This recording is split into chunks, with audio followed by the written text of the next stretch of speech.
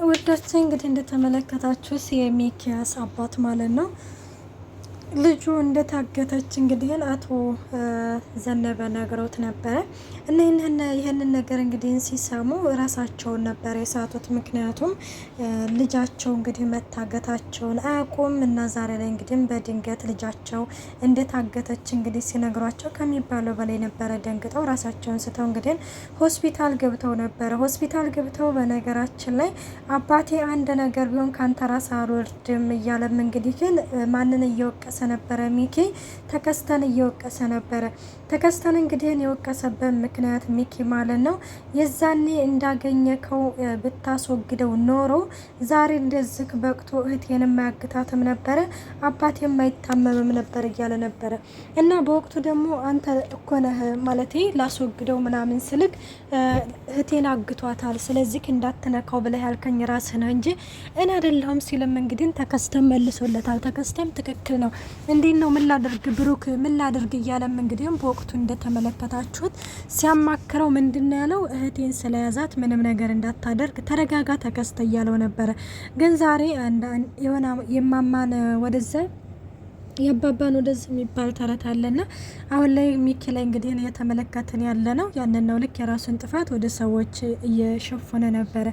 እናም እንዳያችሁት እንግዲህ ሆስፒታል ሄዶ አባቱን ሊጠይቀው እንኳን ራሱ ሲል ፊቱን ነበረ ያዞረበት። አንተ ውሸት አምነህ ዋሽተኛል፣ እንግዲህ አይንህን ማየት አልፈልግም ነበር ያለው። ዶክተሯም እንዳያችሁት እንግዲህ ሚኪን ተረጋጋ ብላ ልክ አጽናንታው ነበረ። እንግዲህ ምንም ማድረግ አትችልም እና ይህንን መድኃኒት እንግዲህ ግዛና በሰዓቱ ስጣቸው በማለትም እንዲሁም መንከባከብ አለብህ አባትን እና አሁን ይወጣሉ ምንም ችግር የለም ብላም እንግዲህ ታጽናናዋለሽ ምናምን ይላሉ። እንግዲህ አባይ ተረጋጋ በቃ ይዞክ በጣም ይቅርታ ለሁሉም ነገር ብሎ ሚኪም እንግዲህ ይሄንን ነገር እንግዲህ ስለደበቀው ይቅርታ ጠይቆን ነበረ። ግን አንተ ውሸት አምነክ በማለትም እንግዲህ ፊቱን ነበር ያዞረበት እና ሌላው እንግዲህ በቃ አባይ አትናደድ ያመሃል ሲለውም በቃ እንዳልናደድ ከፈለግ ከዚህ ከሆስፒታል አስወጣኝና ወደ ቤቱ ሰደኝ ይላል። እሱም እሺ ብሎ እንግዲህ ከሆስፒታል ሲወጡ ዶክተሯ እንግዲህ አይዞት ብላም እንግዲህ አጽናንታ እንዲሁም ደግሞ መድኃኒቱን መውሰድ እንዳለበት ምናምን ትነግራቸዋለች። እሳቸውም እንግዲህ ያሉት ምንድነው ምን ነው በዛው ባልነቃሁ ኑሮ ባልነቃ ኑሮ ነበር ያሉት። እንዴት እንደዚህ ይላሉ ማለት እንዴት እንደዚህ ይላሉ? ተመስገን ነው ማለት ያለበት ስትልም እንግዲህ ትናገራለች። ልጆትም ደግሞ እንደምትገኝ ተስፋ አደርጋለሁ ትላለች። ማን ፈልጓት ነው የምታገኘው? እኔም እንደምታየኝ አቅም አንሶኛል በዛ ላይ ደግሞ ጤና የለኝም ሲልም እንግዲህ ይናገራል። እና በዚህ ጊዜ ሚኪ እንግዲህ ቀጠለው ብለው አራባዬ እንደዚህ አትበል እኔ ያለሁኝ እንደኔ ፈልግ ያገኛታለሁ አለ። እስከዛሬ ማፈልገ ብታገኛት ኖር እኮ እስከዛሬ ፈልገ ታገኛት ነበረ። አንተ ሲጀመርም በመጥፋቷ ምንም አልመሰለክም ሲልም እንግዲህ ይናገራል። እንዴ ለምንድነው ምንም ነገር የማይመስለኝ እህቴ እኮ ነች ሲልም እንግዲህ ሲመልስለት እንዴ እንደውም ልጅን አሳልፈህ ለጅብ የሰጠህብኝ አንተ ራስህ ነህ ሲልም እንግዲህ ጣቱን ወደ ሚኪ ወደ ልጁ ቀስሯል ማለት ነው። እናም ከዛው ከሆስፒታል እንግዲህ ይዞ ሲወጡ ዶክተሯ እንግዲህ ለልጆት መቆየት አለቦት ለልጆት ሲሉ መቆየት አለቦት ልጆት በህይወት ስትመጣ እርሶ እንግዲህ ህይወቱ እንዳለፈው ስታቅ ምን እንደሚሰማት ገብቶታል እያለችም እንግዲህ ትናገራለች። ሚኪም በጣም ትክክል ነሽ ዶክተር እያለም እንግዲህ ከስር እያተከተከ ነበረ እና ሌላው አሁን ላይ ደግሞ ትልቁ ጉብዳ ነገር ካሁን በፊት እንግዲህ የብሩኬን እህት እንግዲህ ጉዳይ የምትከታተል ልጅ ነበር። እሷም እንግዲህ እንደተመለከታችሁት ካሁን በፊት በትርሲት ምክንያት እንግዲህ የሕክምናዋ እንግዲህ እንትን ብር ተልኮላት ነበረ። ሆስፒታል ገብታ ነበር እንዳያችሁት።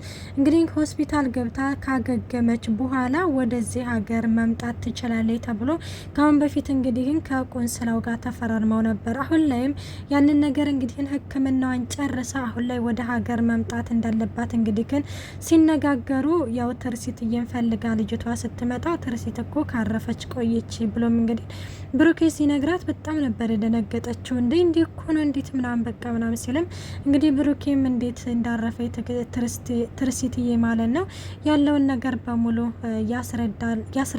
ያስረዳታል ማለት ነው። እና ማመን ነበር ያቃታት ከሚባለው በላይ ማለት ነው። ምክንያቱም እንግዲህ ትርሲት እንደዚህ ትሆናለች ብሎ እንግዲህ ማንም ያሰበ ሰው የለም ነበረ። ግን ደግሞ ያው ምን ታደርጉታላችሁ አንዳንዴ እንደዚህ ነውና እና ምሳም እንግዲህ እንደዛ ትላለች። ቆይ ግን ማለት እንዴችን የመሰለች ልጅ ማለት እንዲሁ ምን አይነት ጨካኝ ሰው ጨከነባት እያለችም ቤተሰቡን ካጽናናለች። ሰላም ጤና ይስጥልኝ ውድና የተከበራችሁ የቻናሌ ቤተሰብ እንዴት ናችሁ? ደህና ናችሁ ወይ? እኔ ያለው እግዚአብሔር ይመስገን። እንኳን በሰላም በጣችሁ ወደዚህ ቻናል። ለዚህ ቻናል አዲስ የሆናችሁ ሰብስክራይብ በማድረግ ቤተሰብ ሆኖ እንዲሁም ነባሮች ስለምታበረታቱኝ እጅግ አድርጌ አመሰግናለሁ። ተወዳጅና ልብ አንጠልጣይ የሆነውን ካያ ድራማ ይዘንላችሁ ቀርበናል። እናም እንግዲህ ሌላው የትርሲትዬ እናት እኛም ቅዠት ነው የሆነብን የቁም ቅዠት ነው የሆነብን እያለችም እንግዲህ ትነግራታለች። እና ግን ማለቴ ምን አዲስ ነገር አለ? እንዴት እንደዚህ በድንገት ልትመጭ ቻልሽ? ስትልም ሲልም እንግዲህ ብሩክ የሚጠይቃታል። እንግዲህ ስለ እህቱ ነበረ። እናም አዎ ስለ እህትህ አዲስ ነገር አለ። እኔም እኮ ስለሱ እንግዲህ ላወራችሁ ነበር የመጣሁት። ማለቴ በዚህ በሀዘናችሁ ጉዳይ እንግዲህ አብሬያችሁ ስላልሆንኩኝ በጣም ይቅርታ ትላለች። ኧረ ችግር የለውም ስላልሰማሽ ነው እንጂ ብትሰሚ ኖሮ እንደምትመጭ እናውቃለን ሲሉም እንግዲህም ብነብሩኬም እንዲሁም ደግሞ አቶ ዘነበም ይመልሱላታል ማለት ነው።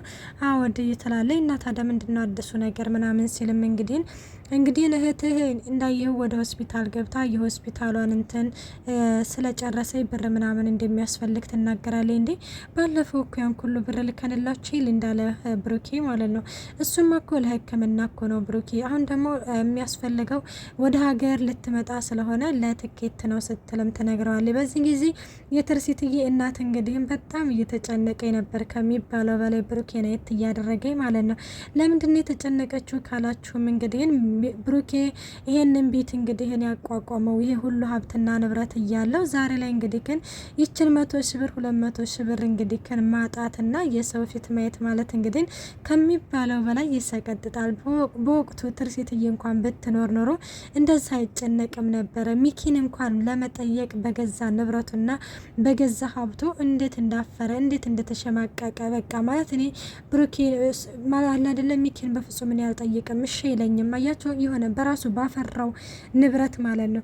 እናም እንደዛ ሲል እንግዲህ እንመለከተዋለን። እንግዲህ ብሩኬን በጣም እየተጨነቀ ነበረ። ቆይ ምን ያህል ነው ብሩ የሚያስፈልገው አላቶ ዘነበ ሲልም ከ200 እስከ 300,000 ብር እንደሚያስፈልገ እንግዲህ ትናገራለች። አቶ ዘነበም ቆይ በድንገት ይሄንን ሁሉ ሀብት ይሄን ሁሉ ብር ተየት ነው የምናመጣው እያለም እየተጨነቀ ነበረ። ብሩኬም እንዳያችሁት ምን አይነት ጉብዳ ነው የወረደብኝ እያለም እንግዲህ ራሱን እየወቀሰ ተመልክተነዋል።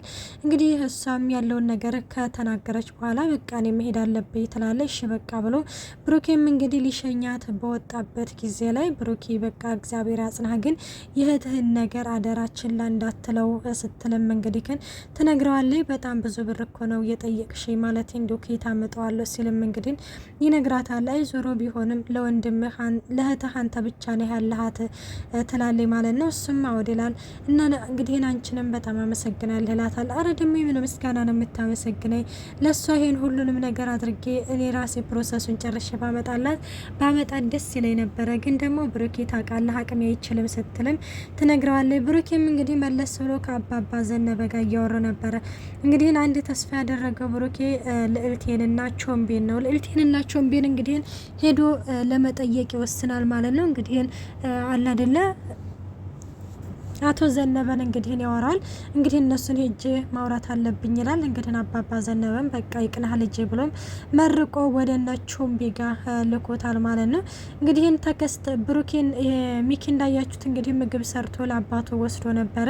ልጄን እስካላመጣ ድረስ አይንህንም ማየት አልፈልግም፣ መድኃኒቱንም አልወስድም፣ እንዲሁም ምግብንም መብላት አልፈልግም፣ ይዘህልኝ ሂድ ውጣልኝ ከዝግ ሲልም እንግዲህ ይነግረዋል ማለት ነው። ሽማግሌ አባባ ዘነበን ይዞ መጥቶ ነበረ ሚኪ እና ለአባባ ዘነበም አንተ እድለኛ ነህ ከአንድ ሴት ልጅ ናት ያለች ሲልም እንዳንተስ ምን እያልክ ነው? አንድ ወንድ ልጅና አንድ ሴት ልጅ አለ ሲልም ሚኪን እንግዲህ በወንድነቱ ሰድቦታል። እንግዲህ ሚስቱንና እህቱን መጠበቅ የማይችል ወንድ ይህ ወንድ አይባልም። እሱ እኔ አንድ ሴት ልጅ ነች ያለችኝ፣ እሷም ደግሞ እሷው አንድ ልጅ ነች። ይሄ ግን ወንድ ይሁን ሴት ይሁን ምኑም ያለየለት ነው ሲልም በዚህ ጊዜ ሚኪ እንግዲህ ልቡ ነበር የተሰበረው እዚህ ጋር ማለት ነው። እና እንዳያችሁት በስተ መጨረሻ እኔ አውድ አባዬ ልክ ነው። እኔ ወንድም ሴት አይደለሁም፣ ምክንያቱም እኔ ወንድ አይደለሁም፣ ሚስቴንና እህቴን መጠበቅ አልቻልኩም ብሎ እንግዲህ ራሱን አጥፍቷል እንበል ውዶቼ። እንግዲህ መልካም ቆይታ። ባይ ባይ።